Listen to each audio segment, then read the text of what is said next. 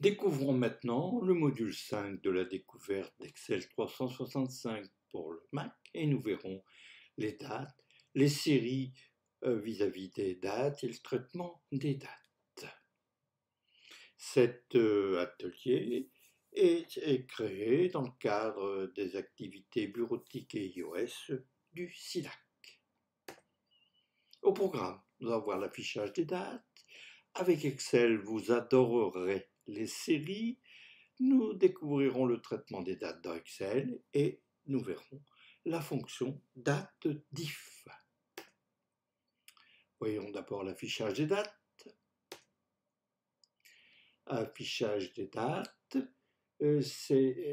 on a depuis le menu déroulant format de cellule. Et format de cellule, ici on a les dates. Et là, comme on a eu l'occasion de le voir dans le premier module ou le deuxième module, vous avez plusieurs formes d'affichage des dates. Alors, voyons quelques affichages. Ici, c'est la forme courte.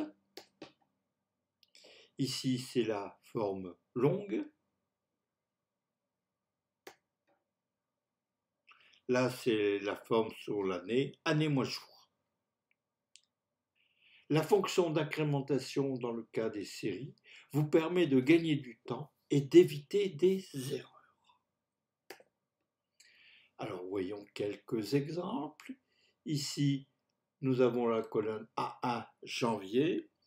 Nous allons tirer vers la droite en utilisant la facilité de remplissage. Nous allons tirer vers la droite et donc nous allons obtenir les autres mois, janvier, février, mars, etc.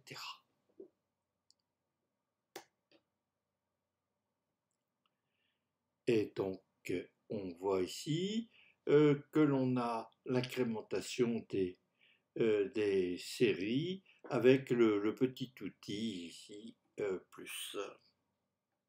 Dans la cellule A3, nous avons le lundi et nous allons tirer vers le bas avec la fonction de remplissage pour avoir les autres jours de la semaine. Voilà, donc lundi, mardi, mercredi, jeudi, vendredi, samedi, dimanche, lundi, etc.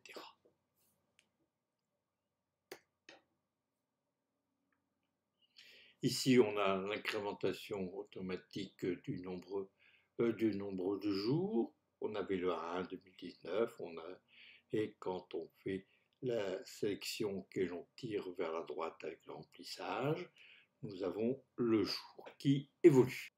Dans l'incrémentation des séries, vous avez possibilité de choisir soit une incrémentation automatique, donc là ici ce sera une incrémentation automatique du jour, ou sinon vous pouvez choisir l'incrémentation du nombre de jours, du nombre de la semaine, et des mois ou des années. Là, ici, on a une incrémentation sur les fins de mois. Donc, on fait une incrémentation de mois. Et donc, même là, ici, dans l'incrémentation des années, on a même éventuellement le bon dernier jour du mois de février, et qui ça tient compte des années bissextiles. Voyons voir maintenant le traitement des dates dans Excel. Alors, 1900 ou 1904? Ah, c'est un petit mystère. Alors, Excel prend en charge deux systèmes de dates, le calendrier depuis 1900 et le calendrier 1904.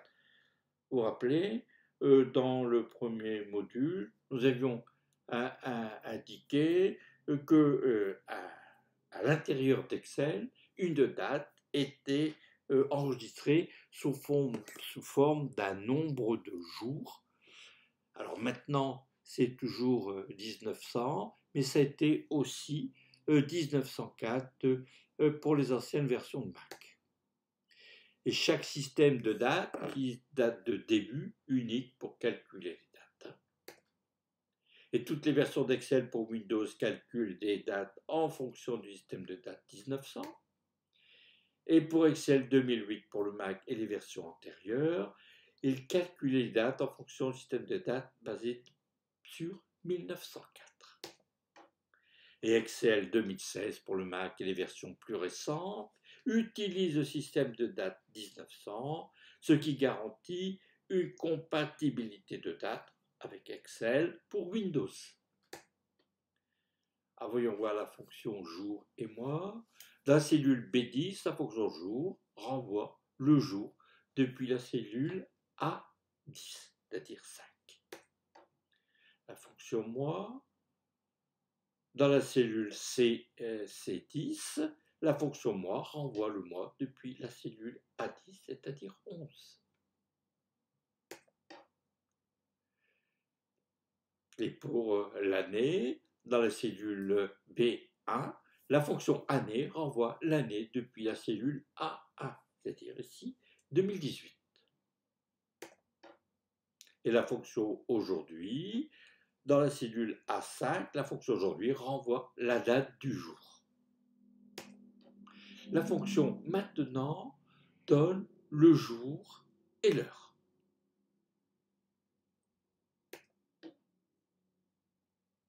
Voyons voir maintenant la fonction dateDiff. La fonction dateDiff effectue la différence entre deux dates en année, en mois et jours. Et la fonction dateDiff s'écrit sous la forme date1, date2 et paramètre. Date2 est supérieur à date1, le paramètre est Y pour les années, M pour les mois ou D pour les jours. Alors si on veut donc donner le nombre d'années, on mettra ici dateDiff, B18, point virgule, C18, Y. Et bien là, on mettra ici le nombre de mois. Et là, on aura un total nombre de jours, donc là, toujours entre deux dates.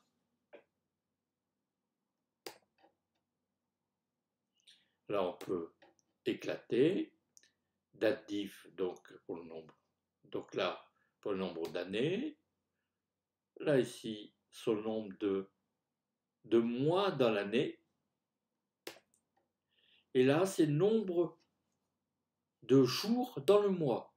Donc ça, c'est un peu différent de la formule précédente, où là, c'était soit un nombre d'années, soit un nombre de mois, soit un nombre de jours. Là, ici, c'est éclaté par rapport à la date du jour en nombre d'années, nombre de mois dans l'année et nombre de jours dans l'année.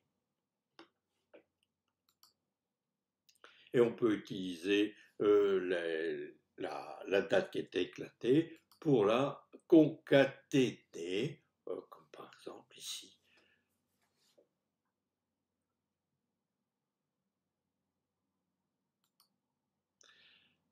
Ceci termine provisoirement les modules d'initiation à Excel. D'autres modules seront consacrés à un perfectionnement dans quelques temps.